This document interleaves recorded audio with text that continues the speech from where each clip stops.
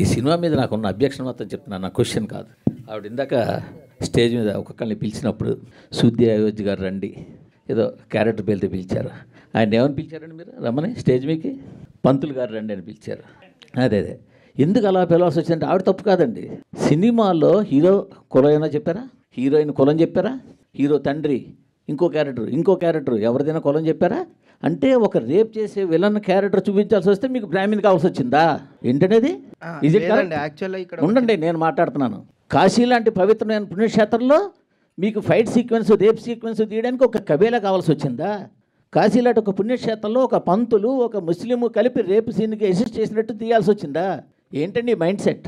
ఏమి ఓ కాపు కమ్మ రెడ్డి బ్రాహ్మణ్ చెప్పలేపారా హీరోని? లేదా ఇంకోటి చెప్పలేపారా? యాక్చువల్గా క్యారెక్టర్ పేరు పోనీటేల్ గాయ్ అని ఉంటుంది sir, but I don't know who has given that name. అది తప్పుగా ఇచ్చారు. అక్కడ ప్రొజెక్ట్ చేయడం కూడా అలాగే ప్రొజెక్ట్ చేశారు కదా సార్. క్యారెక్టర్ పేరు హారతికి రావాలి, హారతి టైం అవుతుంది అని చెప్పి. అంటే నేనేమంటే మీరు ఇప్పుడు ఒక పర్సన్ టార్గెట్ చేయాలనుకున్నప్పుడు చేస్తే చేయండి, అది మీ ఇష్టమే కాదనంటల్లా. నేను ఇది ఎక్కడైనా ఒక ఇండికేషన్ ఇచ్చారా? ఒక ఇంటి పేరు చెప్పారా? అయ్యో హీరో ఈ హీరో ఇప్పుడు ఆయన పేరు హనురెడ్డి, బట్ సినిమాలో అయితే రెడ్డి కాదు కదా. చెప్పడంలో మేబీ ఆయన రైటరు, ఆయన ఇంగ్లీష్ కాదు కదా. ఆవిడ శుద్ధి ఏజ్ ప్రపంచంలో దేనికైనా ఉండొచ్చు. కరెక్టే సార్. అక్కడ వాళ్ళకి ఇవ్వడం అంటే తప్పుగా ఇచ్చారేమో. మీరు కాశీలాంటి పుణ్యక్షేత్రంలో తీస్తున్నారా?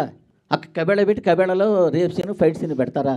అక్కడ యాక్చువల్గా sir where are lot of people are there sir అక్కడ, what we have studied. Sir ఇంక మీరు ఎన్ని చెప్పినా అది ఎక్స్క్యూజ్ కాదండి. ఈవెన్ డైరెక్టర్ వస్తే నేను యాక్చువల్గా డైరెక్టర్ ఇది అడగడానికి కోసం వచ్చాను. ఓకే సార్ కాదండి, అదే ఏంటది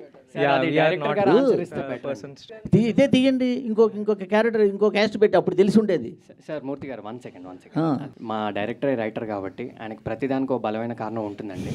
దయచేసి మీరు నిజంగా ఆయన అడిగితేనే బెటర్ అండి. అంటే మీకు లైవ్ అందరూ చూస్తున్నారు, అందరిలోకి వెళ్తుంది, ఆయన చూస్తాడు, ఆయన కారణం నేను చెప్పుండొచ్చు, వేరే సంగతి. బట్ నేనైతే చెప్తున్నాను సార్, రెండు అబ్జెక్షన్స్. ఒకటి సరే ఓకే, కాశీలో పురోహితుడినే చూపించాడు, ఆయన ఇష్టం చూపించుకోమన్నాడు.